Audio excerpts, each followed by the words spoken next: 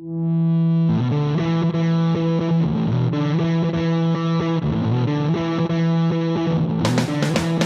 and gentlemen, boys and girls, cheerleaders, welcome to Tatami Talk. My name is Juan. This is my training partner, Anthony. This is a judo podcast for judo players by two judo players. I'm right now coming to you from a secure location, different than I normally come from. I like how you put our team trophy in the back. Yes, right here. I got kicked in my house today because I could not film up. I could not do the video at my house. Just too much stuff going on. So I'm here at my dojo office. So Anthony, how you doing this week? Doing all right? Yeah, my neck's been killing me from tapping late. I tapped late to a Kimura and a BJJ class and just couldn't move my shoulder afterwards, and then got neck cranked by the white belt afterwards. So I couldn't turn my neck, couldn't raise both my arms. And I didn't tell you about this, but you know that Uchimata video you recorded of me? I posted it on Reddit to make a point about something I'm not going to go into detail with, but everyone was talking about how I need to pull more and how I was leaving my arms behind. And I'm like, I'm trying, man. I just can't turn my neck. And which is funny because when we were practicing it, that was what I kept telling you after I saw the video was like, oh, Ron, I need to turn more, but I probably should stop working on the throw because I can't turn anymore. So just use your massage gun. You always tell me about that. It helps a bit. It helps a little bit, but not very much. But the point I was trying to make is for some reason, judokas don't like to contribute much to discussions, but they love to correct people. I don't know what it is. Really? Yeah, I'm like some of these right there. Some of these people that gave me pointers on fixing my Uchimata, which by the way, I already know what was wrong, and Sensei Philippe was correcting me too. I looked at their profile. It's just like, wow, they never ever talk about anything other than to correct people or tell people what they should do. They never ever contribute to anything else. So it's just very interesting. Right, just talk shit. I'm the one putting my stuff out there. I wouldn't say talking shit because the stuff they said was actually correct. It's just that I'm well aware of it, and yeah, and you see that Instagram too, right? People post the white belt, blue belts post their clips up, and people are like, "That's not how you do it. You should be doing it." Man, can't you just appreciate this guy's training, or trying, just because you said that, I'm gonna go on Instagram later and just find some white belt judo players throwing each other and be like, great job, fantastic, keep up the good work. I'm gonna make someone's day today. All right. I'm just imagining people who have nothing to do all day. They're just laying on their bed looking at Instagram, oh, let me go into every single post and correct every single thing. I'm doing these guys a favor. Their instructor doesn't know what they're doing. So that's it. You just can't criticize people and put them down. You have to help them out. And it's such it's wrong. It's one thing if people ask hey, I'm working on this. Can you give me some suggestions versus people say, hey, look, I'm working on this thing. It's still work in progress, but I'm kind of proud of what I did. Maybe it's my first arm bar or something. And people are like, well, you should have tucked your chin in a little more, held your knees together a little more. Yeah, pop your hip. Nobody asked you. All right. Well, let's get to our main thing today. Well, not main thing. Let's talk about what happened this week. So most judo players know that the World Championships happened this week. At time of recording, it's already been day 7 already, and today was the team tournament. So I don't know actually who won yet. We will look that up at the end. But we're going to talk about what we thought of the tournament, some of the good matches we had, some things that changed up that are going to change some of the Olympics, who's going to go and who's not going to go. And really interesting thing. So a lot of interesting. So this week was the World Championships. It was held in Hungary. So we want to talk about day 1? Off there. Yeah, you go ahead. I mean, for me, I kind of lose track of the days already because traditionally you would only have in the bigger tournaments like World Championships, you would have one weight class for male and female per day. But in other tournaments throughout the year where they're smaller, they start to combine the weight classes. So I just lose track of the weight classes now. I just look at the players itself. And sometimes I can't even tell like the 66 from the 60 kilos or the 90 from the 87 kilos. I can't even tell them apart anymore. I'm like, wait, what weight class is this guy again? I don't even pay attention anymore. I just look at the fights individually. And I think a lot of people probably echo my thoughts. It's just that IJF judo is getting a little boring to watch. So, well, it's funny because I like the way they do it right now, where they have one male, one female weight class each day. So it's a 7 to 8 day long tournament if they do the team tournament at the end. So I enjoy that because I'm a bad judo player. I'm not someone like you that stays up all night and watches like 3 screens at the same time. I wait till the next day or the morning and I just watch the finals. That's what I want. I watch the best players go up against each other. And you might not get the best throws, but you're going to see some very interesting matches.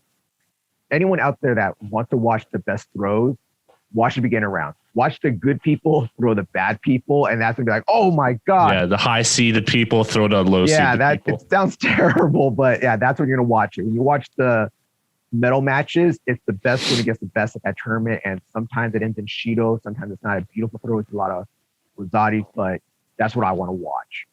So. That's how Johnny ended up on the highlights. Like, he fought some like guy from Azerbaijan, and he just threw the shit out of Johnny, and he was like on the Instagram front page, like highlight getting a drop soda.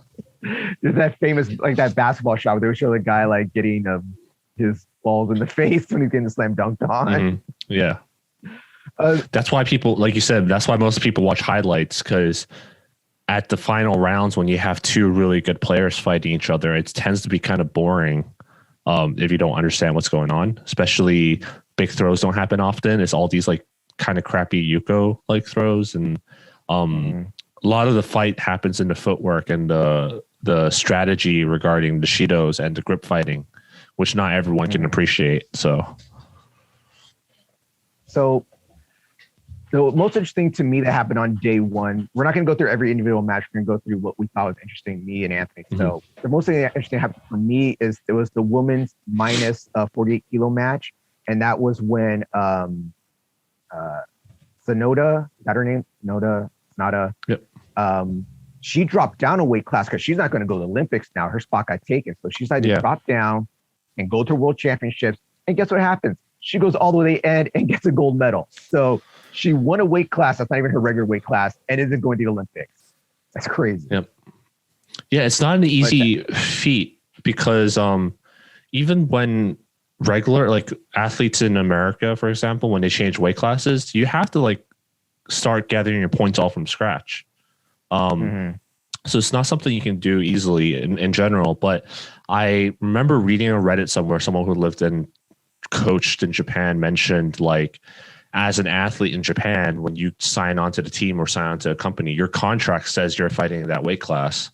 So you can't just like be like, oh, I'm tired of weight cutting, or I just want to switch weight class. So you can't do that just like that. There's a lot of other stuff that gets involved. So yeah, kudos to her for switching weight classes and winning gold medal. So I would also argue that there's a lot of good athletes missing this tournament because they're saving themselves for an Olympics. Yeah. That was something that Neil Adams brought up. He was talking about that this is the year, because the Olympics will happen in 3 to 4 weeks from now, that this is the year that a lot of top players aren't going. And just to show from here, Japan sent their like almost 3rd, 4th string players. Like, we are going to talk about one that's a 1st string player that's there, but because he didn't get to go to the Olympics, he came here instead.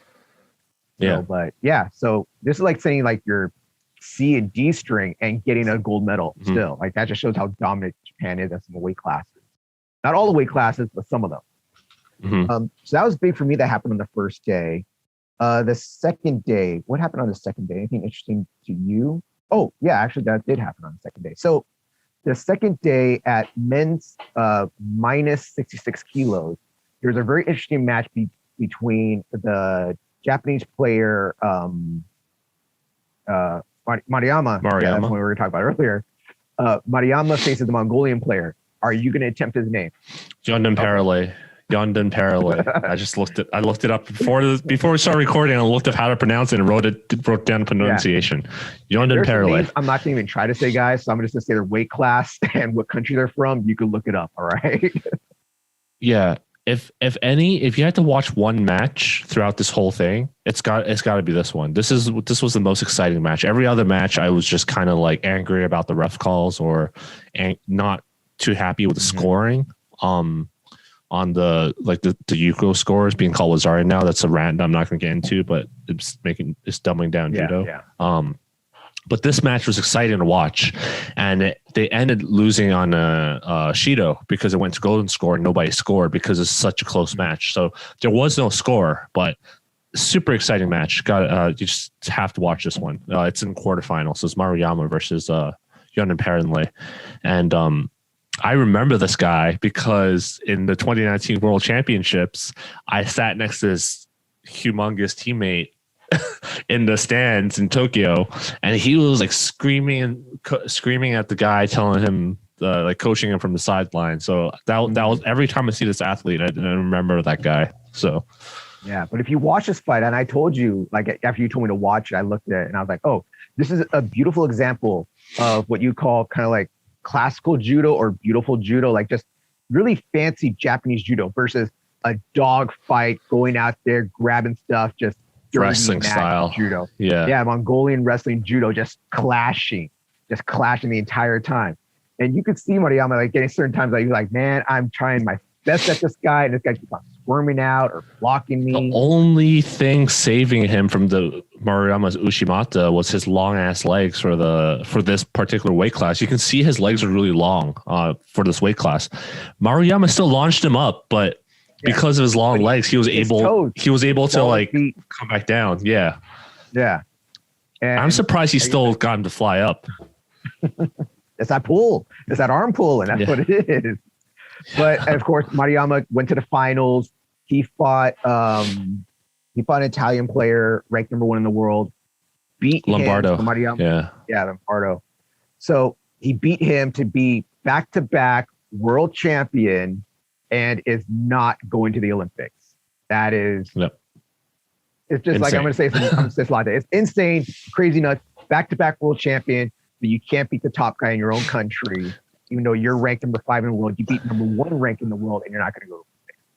Lombardo was always considered if Maruyama or Abe were to lose to someone, that it would have been Lombardo. Basically, it was what most people considered, but at least back in the day. I don't know if he's too old now or anything, but Lombardo's really good with beautiful judo, and he didn't. Maruyama just made it look like. Go ahead. I was saying, but he didn't use his beautiful move. He didn't use Uchimata. He beat him with a Tomonage. Yeah. So I was going to say.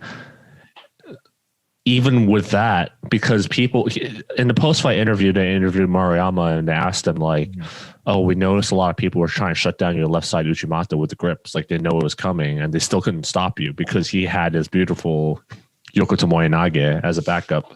And he was like, "Yeah, I noticed people were starting to catch on to this, but I need to go back and get better." Even though he made it look like a freaking walk in the park this whole tournament, but Lombardo did shut down his Uchimata a little bit and was still getting dominated, I think, in terms of the grips and the attacks and everything. I still think Maruyama dominated him a lot. But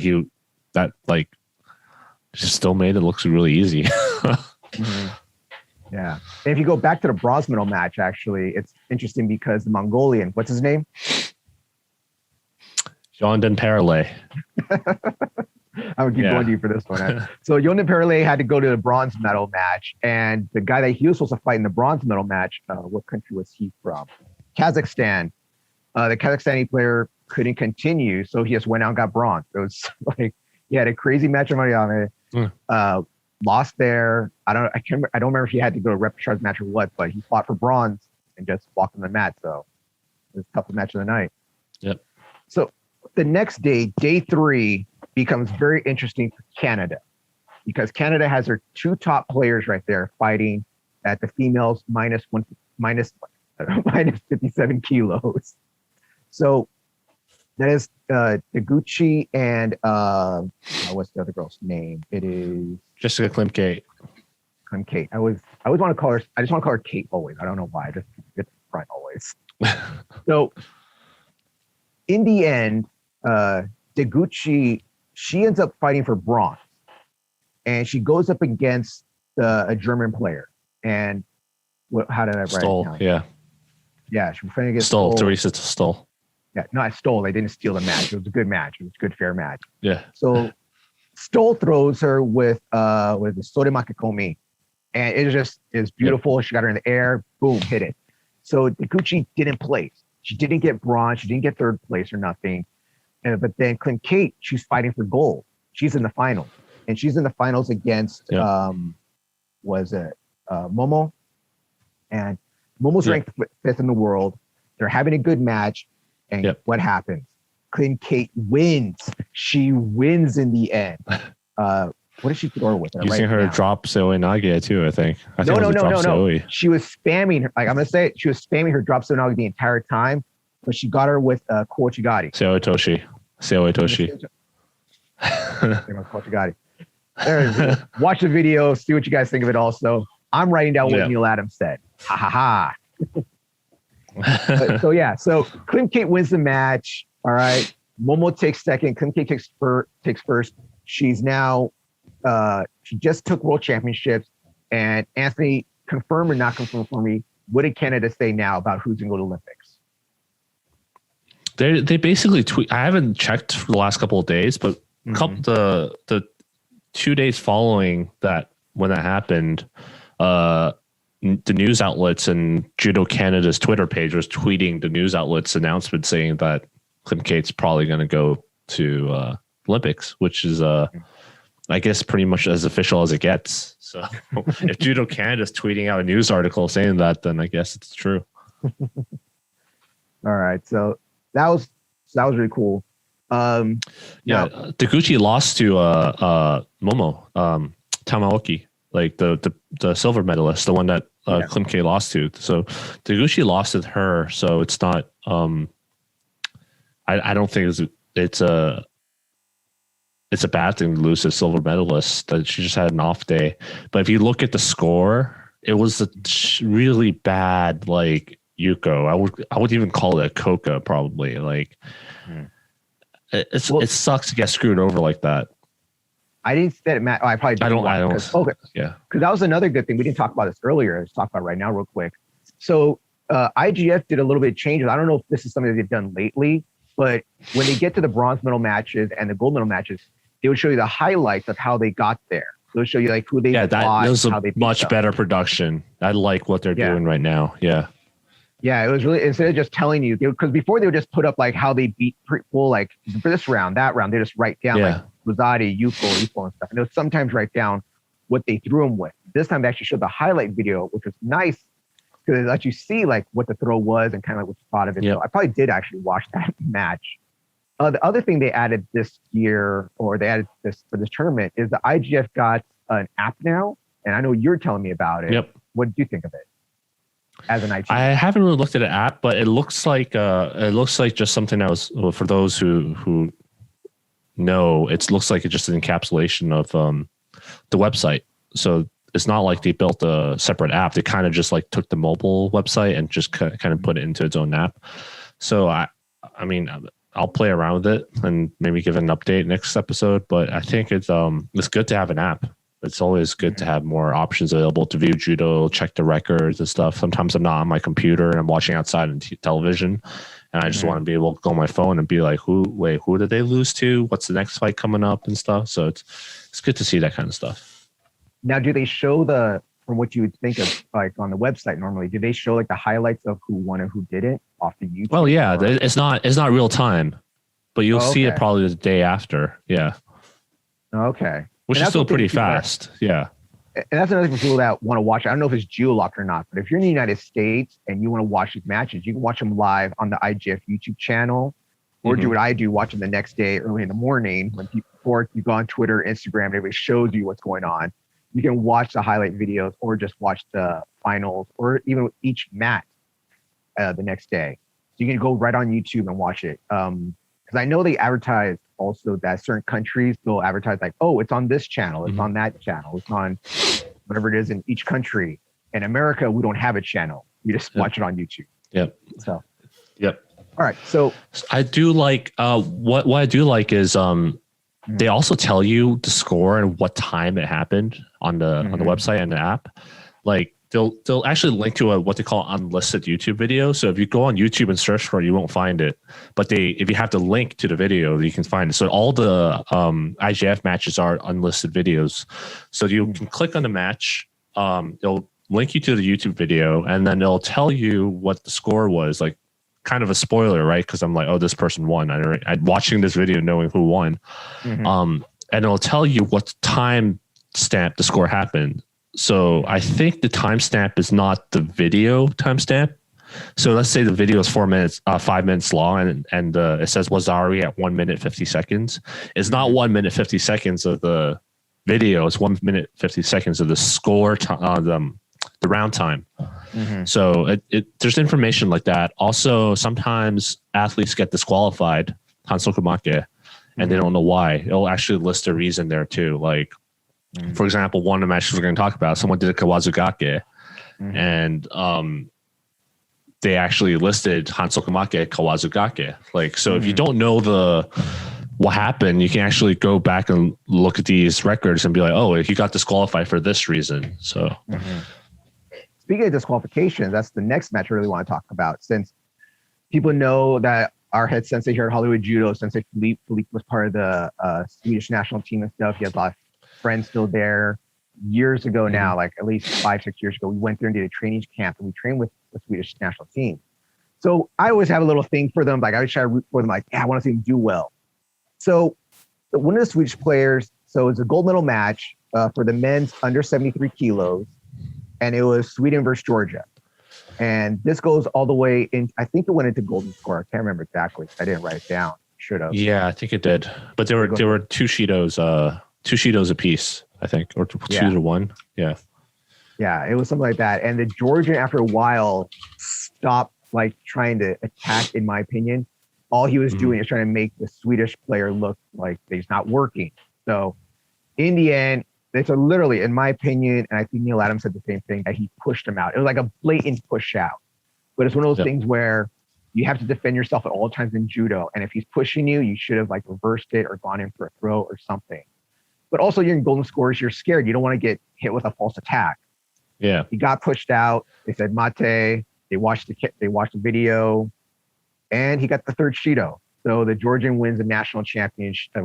Wins a world championship.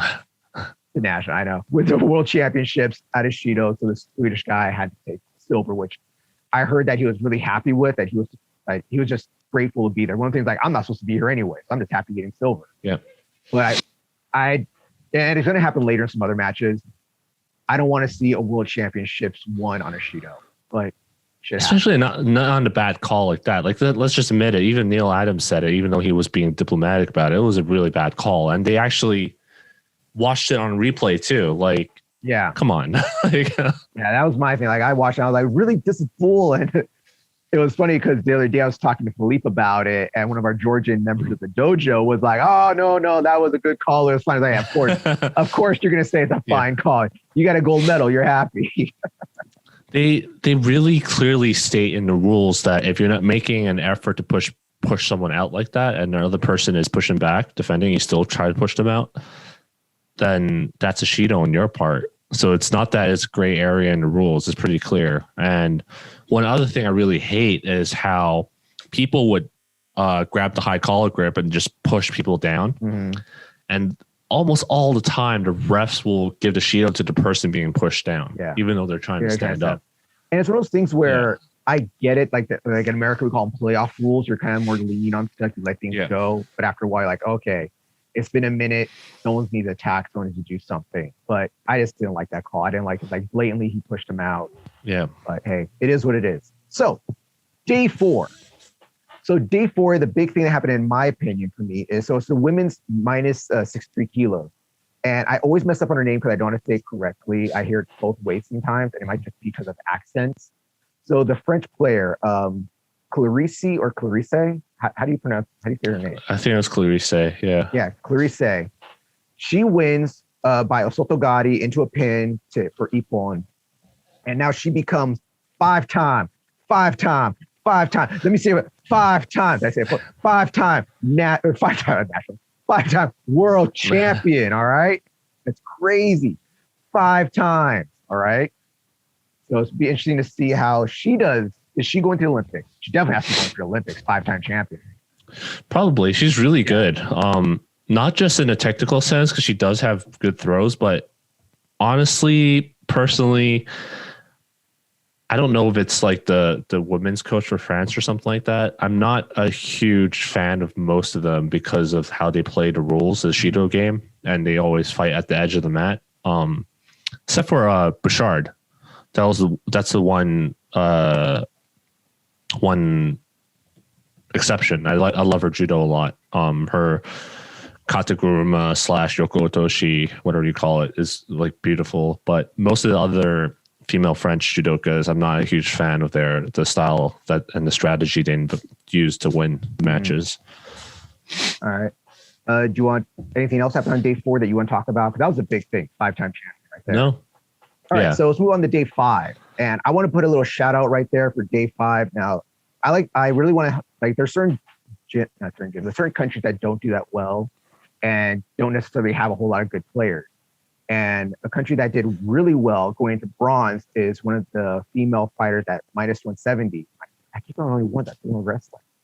So minus 70 kilos is the Irish girl, Fletcher. She fought for bronze. She lost, but for an Irish woman getting there, and there was also another one. There was in which country was it? I think it was Venezuela had a girl also make it to bronze. And it's like I gotta support my Latin countries right there, but those are two. Yeah, Ireland's judo is severely underrated. Like they constantly put up even if they lose the matches, you see they're putting up a good fight. They're not getting dominated. I'm a huge fan of the male judoka from Ireland called, I think his name was Burns. Great judo. Like I think Ireland's going to eventually get better and better and become like we're going to see more medals from them eventually. So what was the then the next one, so the men's weight class on day 5 is minus 90 kilos, which is, I'm going to put out there, this is what I usually fight at. So these are kind of guys that I would fight and probably get destroyed by them most likely. I'll put up a good fight, but I'll probably lose. And that was the day that you got frustrated because there was the standing arm. Okay. I've seen, so there's standing arm bars that I saw a lot of people doing for turnovers, and they were calling them as tilts or what I can't remember what the other word Neil Adams was calling, but they're calling them tilts and stuff for reversals. And it was Uzbekistan player versus Japan. It was who was it? Murao. Murao, yeah. Murao. It was Murao. Yeah. Okay. So you sent it to me and I looked at it, and to me, I've been seeing it all tournament long, but for some reason he got called on it in the second round. And I know you were mad about it, so you want to talk a little about it. Yeah, I just think I can see why they called it, but I think it's a really bad call. If you watch the clip, the Uzbekistan judoka, what was his name? Bobanov? Was that who it was? Yeah, it was Bobanov. He drops to his knees with his arm left behind around the belt, and then he puts himself in a shoulder lock. Let's just call it what it is. And it just so seemed to happen that the Japanese judoka made it look like he was arm locking him into a throw, but he just kind of stepped over. Yeah.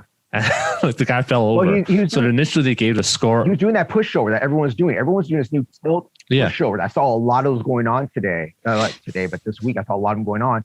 And they were giving Wazadis for him, or just let him go straight into Newaza, which I thought that's what they were going to do. And they gave him Wazadi at first. Yeah.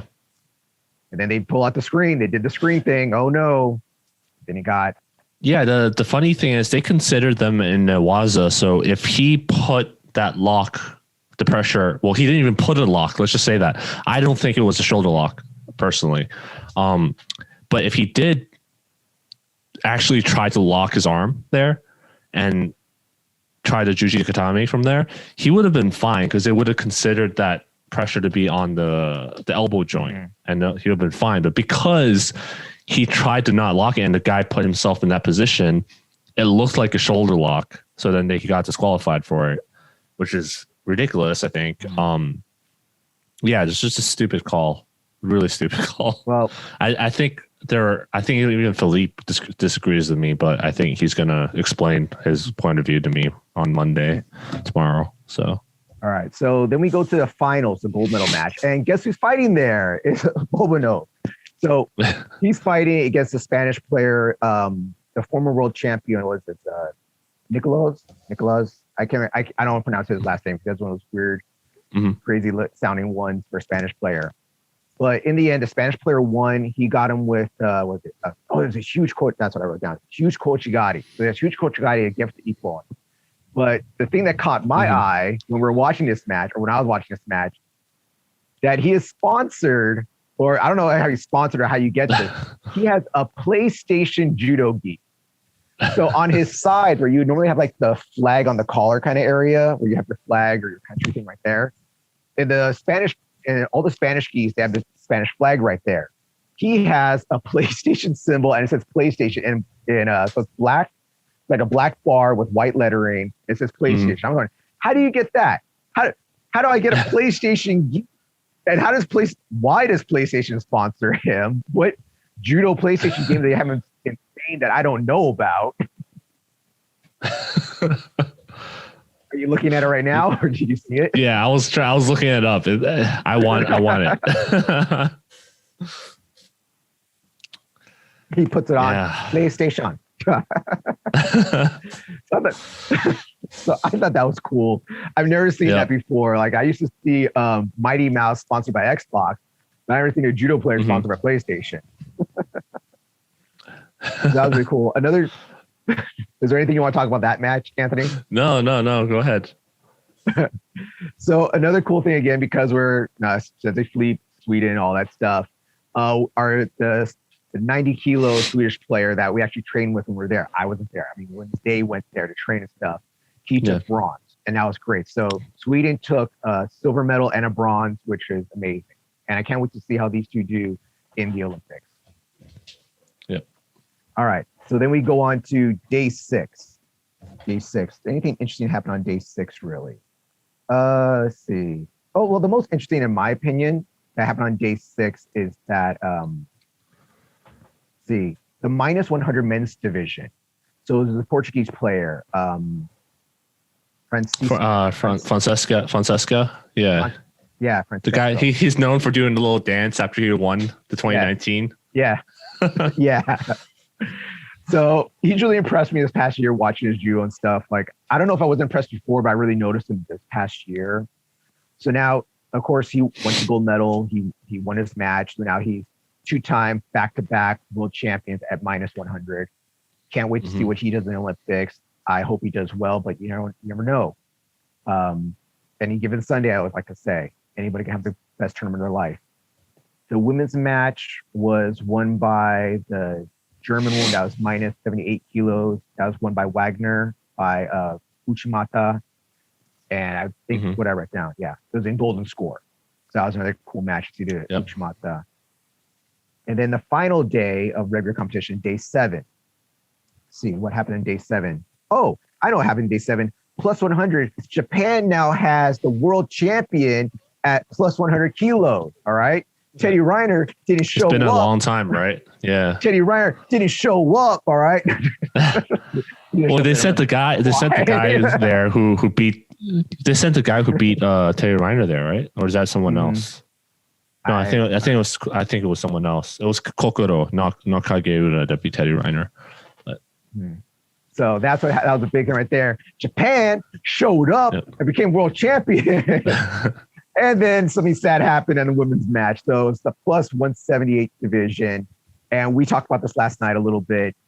So it's against the 2 female judo players. It was against Sara versus Sara Asahina. Yeah, Sara Asahina versus Wakanabe.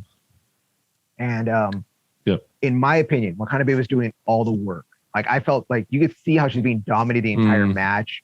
Like, she's just trying all these things. And I was just rooting for the entire match. It's like, just go for it. Just go for it. Just go for it. And Sara was kind of, I wouldn't say stalling out, but she was like really looking for the counter the entire time, in my opinion. Waiting for that right counter to counterattack. And I get it. You want to get thrown, just your teammate. You know what she's going to do. Oh, yeah, it was a Japan final again, the second one. Yeah. So they started the tournament off with a all Japan final, and it kind of ended the tournament with an all Japan final again. Yep. It goes into golden score. Watanabe was enter, and what happened is, so it's golden score. She enters in for this kind of drop Seonagi kind of thing, and she Seoitoshi. drop Seonagi kind of thing.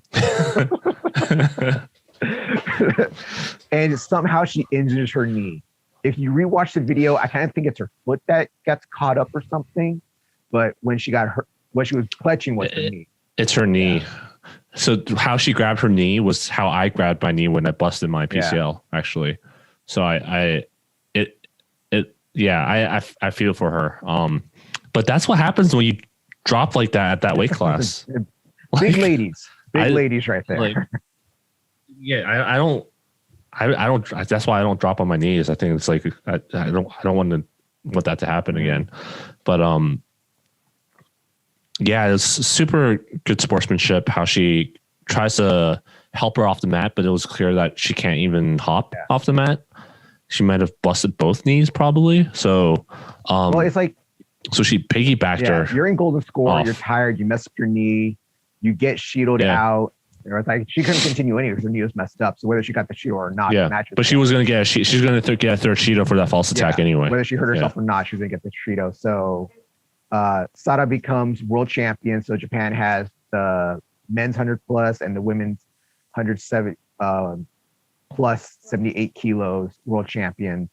But yeah, this beautiful thing of sportsmanship. She tries to help her friend up. She couldn't walk. So it's like, all right, get on my back. It's just like the cutest photo. Like, to me, it's just the cutest thing of just showing judo sportsmanship.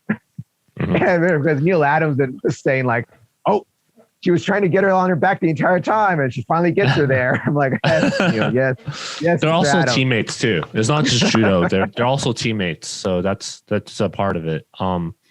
And it's just crazy. And Sarah's like a 4-time world champion now, and she lost the Olympic spot to Akira Sone, and she's not going to be in Olympics. And I think part of it has to do with, I think someone mentioned her dad, I think, that she was studying to be a doctor. So her training wasn't like at that level for her to go get sent to the Olympics. And it's just crazy imagine like studying to be a doctor and being a 4-time world champion. Like 4-time world champion, but you're not an Olympic champion. Those when those pay off. Like, but you're a doctor, so she knows she's going to get paid. She's going to get paid when she becomes a doctor. Was it you that told me, or did you text me that this is probably her retirement also? Do you think that she's done? They said it might be her. They haven't said it yet, but it was like rumored because she had, what happened when she had her white coat ceremony. You know what that is? Like, she starts her I think it's residency. Don't quote me. Basically, her workload is just going to ramp up. So people were kind of anticipating that there's no way she's going to be able to have time to train at that level anymore. So, but then here she is, like world champion. So, well, it's a joke that I told you. I think I told you this joke last night too. She's definitely that thing where everyone thinks that because you're a black belt, you're actually like you're a medical professional. Like, oh, you're a martial artist. You know how to break bones. You should know how to fix them too. She literally knows how to break bones and can fix you at the same time. Can you imagine that? She throws you, you dislocate your arm, like, oh, we need a doctor. I got this. It's like, you just did this to me. I think that a lot of that comes from traditional Chinese martial arts, actually, that stereotype. So, So was there anything else in the tournament that caught your eye or you want to talk about or that you thought was crazy, interesting? Or in general, I'm just not a fan of the scoring. Not a fan of the grip regulations, and some of the calls were terrible. I'm happy that I got to see that Kawazugake we talked about. That was great. Even though the person got disqualified, but it's like my second time seeing it happen in a tournament, so it's great. But thankfully, nothing happened to the guy's knee. I shared that clip. Yeah, I shared that clip on Reddit, and of course, you have people saying like that move is not dangerous at all; it shouldn't be banned. And I disagree. It all depends on what your style is. If you're a sambo guy, they do that stuff all the time. So to them, it's not dangerous. Yeah. But again, it's what I see. Someone mentioned sambo, and then linked a clip of how they do it in sambo, and the way to do it in sambo has a lot more hip in it, and it doesn't exert as much pressure onto the reaping out the entwined leg. So I can see it being safer. But the way that they demonstrate in judo and the way that was executed in this instance, I thought was really dangerous to the knee. But that's my personal opinion. It goes down to what I would say also about why scissor takedowns are illegal in judo, because we're all trying to stay standing. The main thing in judo, we're trying to stay standing as much as possible. So we're fighting to stay standing. Where in BJJ and sambo, it's not a kill switch if you get taken to the ground. You know, you're not dead, it's not finished. But in judo, we hit the ground the wrong way, our match is done. So that's why we're fighting to stay standing the entire time, and that's why it's dangerous for us. Yeah, we're going to start delving into something else, so I'm not going to get into it. But basically, there are people defending it, saying like, I've been in plenty of fights in other sports, and we do those kind of takedowns all the time and nothing's ever happened. And I'm like, that's not a really good argument, but like there's so many logical fallacies to that argument, but yeah. All right. So since you have your computer with you right now, right before we started this, the World Championships team tournament should have finished by now. Can you look up who won the team? Let me see. I wasn't done ranting about judo, but I'm going to say, no, I'll look it up. Let me see. I'll let you rant a little bit more after we look up who wins the team. Yeah. So basically, I'm a huge Krista Taguchi fan, and I think she got screwed out of she got screwed out of her chance. But I think so too. Yeah, that's my opinion. No, I think so too. But I have. Imagine beating someone like being undefeated. Imagine being undefeated versus your competition, and then they get sent to the Olympics. like what the hell? I get it, but I have to defend that with what I always say: any given Sunday. And if you're American, you totally get it. But if you're not, it means that if you win the tournament, you win the tournament. And if I determine my life, and then I stuck the next week, hey, I had to determine my life, and I qualified for it. Any given Sunday, something can happen. It's also really silly to ask your athletes, both of your star athletes, to go risk injury a month before Olympics and telling them to peak twice within a 2 months period. Just, I don't know what the fuck they're thinking. So, and not just like a small peak. Like this is a major thing. This isn't like, oh, it's just a Grand Prix. Who cares? You know, it's not going to be the best players. No, this is the World Championship. All right. Almost every country is sending their best players out there if they haven't qualified for the Olympics. So. Yeah, I mean, Judo Canada. This is a kind of a weird year, right? Where we have both Olympics and World Championships together, and that's why I would argue the World Championships isn't as hard to win this year compared to the other ones. But it's still the World Championship. People are sending the best that they have versus Olympics. Like if Russia has 10 great athletes, they can only send one for each weight class. You know. Yeah. So arguably, it's just interesting. But with that said, I also think I mentioned it before, but it will be one of the few rare chances where we might see that double Olympic and World Championship winner, gold medalist in the same year. Yeah. Yeah. Because Neil Adams brought that up, and I was like, everyone's bringing that up. I think it's like Neil Adams brings it up like once a tournament, like once a day. He would keep bringing that up, like, oh, could we see them be Olympic gold and world champion? I'm like, I don't think that one's going to win Olympic gold, but you want to know what? I'm happy that they're world champion. I mean, if Klimke gets gold in Olympics, he'll make history for being probably one of the only athletes to ever do it again, unless something like the coronavirus happens again in the future. But yeah, it'll be crazy. So the mixed team results: Japan got first place, France got second. And Brazil and Uzbekistan got third. Okay. Of course, Japan took first. Yeah. Not of course. You know, just stacked. Kind of expect them to do well. I know they had to buy the first round also, so they had to fight as many matches. Not as tired. Yep. And this is the first year they're actually going to add the team tournament to the Olympics also.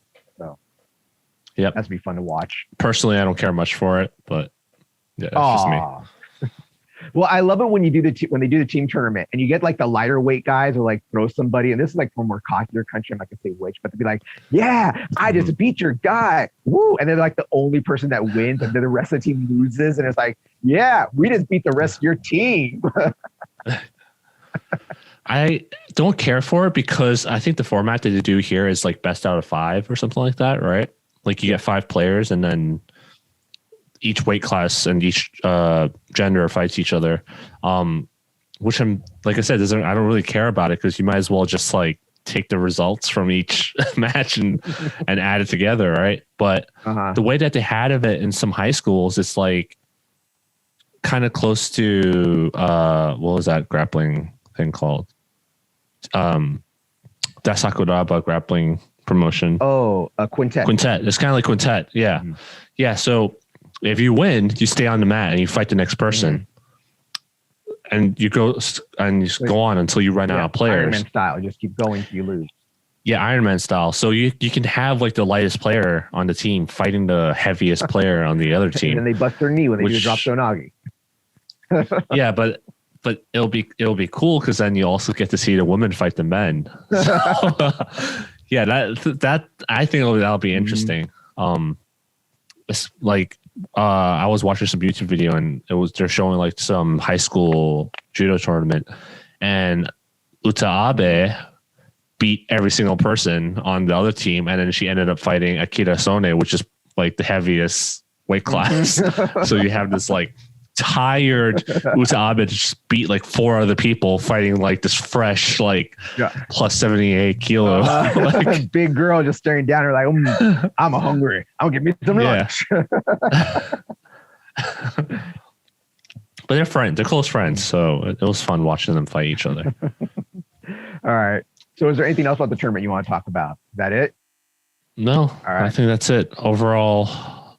But the production's gotten better, but not a fan of the rules and the calls. And yeah, I don't know. Like, I feel like I might not want to watch judo as much anymore, but you're going to become like me. I only watch the big tournaments now. Like I only watch the Grand Prix and the finals. That's pretty much all I watch. When I was younger, I used to watch every tournament, every mat. And that's one thing they do now, that they have cameras on every mat, and they have one announcer for every mat as well. Before, when I was watching it, it would just be, they would sometimes have cameras on different mats, but they'd only show like the best matches they thought, and they only have one announcer doing everything. Now they have one announcer per mat, and then when they do the final, they bring 2 announcers together, so it's announced team finally, and they talk about everything. And I can't remember, it's funny because it reminded me of you when the guy said it. It was one of the newer male, he was with Neil Adams, one of the newer male announcers, and he was talking about how when he used to fight and how he likes watching judo. And he was saying, I can watch an entire day of bad judo, but if I get one beautiful throw in a match and I watch, it's worth it. I'm like, oh, that sounds just like Anthony right there. Yeah, I mean, if that's the case, then you can just watch the highlights, right? And I used to get the rush from it, from watching it happen live, but nowadays I don't really care as much anymore, given my time constraints, and I'm just like lack of sleep from work. Because it's hard. It's like in the middle of the night because of where it's being played.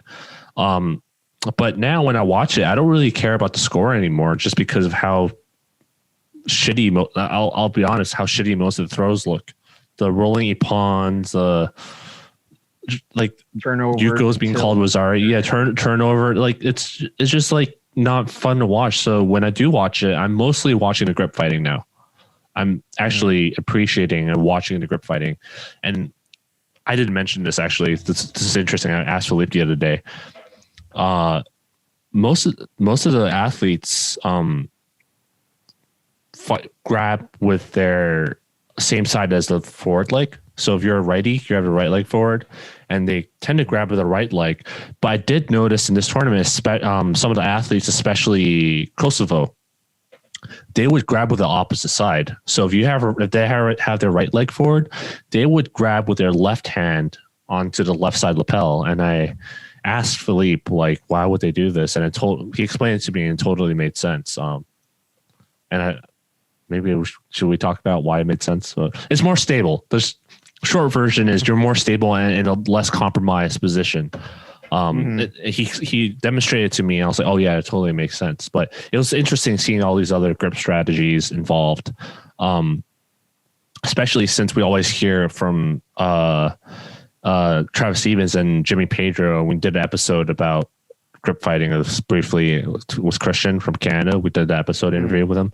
He talked about the whole system of kind of says you should grab the sleeve first, and I did not see much of that this whole tournament. I did not see much of grabbing the sleeve first. I saw a lot of grip. Yeah. I saw a lot of over the top gripping. That's what I saw. Yeah, a lot of over the top grip, a lot of like straight up grabbing to the lapel and giving up your sleeve first. So it was basically the opposite of what Jimmy Pedro says. So I don't know. This all got all the gears in my head turning. So I'm just like, why would Jimmy Pedro say that? Why would they do the opposite of what Jimmy Pedro does? And in a sense, you understand it's different styles, different philosophies, but American judo system. But I want to understand the pros and cons of everything.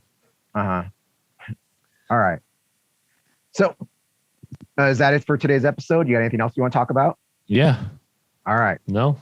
So everybody, that was the World Championships. Please check it out. You can watch it on YouTube. I don't know if it's geo-locked, so in your country you might have something different. But if you're in America, you can definitely watch it on YouTube. I decided to check them out, watch the finals, had some great matches, try to look up what we talked about also. Tell me what you guys thought about it. Hit us up. You can hit us up on Instagram. You can hit us up on our own our Gmail account. So you can hit us on Instagram at Tatami Talk. You can hit us up on our own Gmail account at tatamitalk@gmail. You can hit us up on our YouTube channel at Tatami Talk. You can hit me up at @Jerry_Juan on Instagram. You can hit up Anthony at Anthony Throat on Instagram. Please like, share, and subscribe. Great hearing from you guys. Until next time.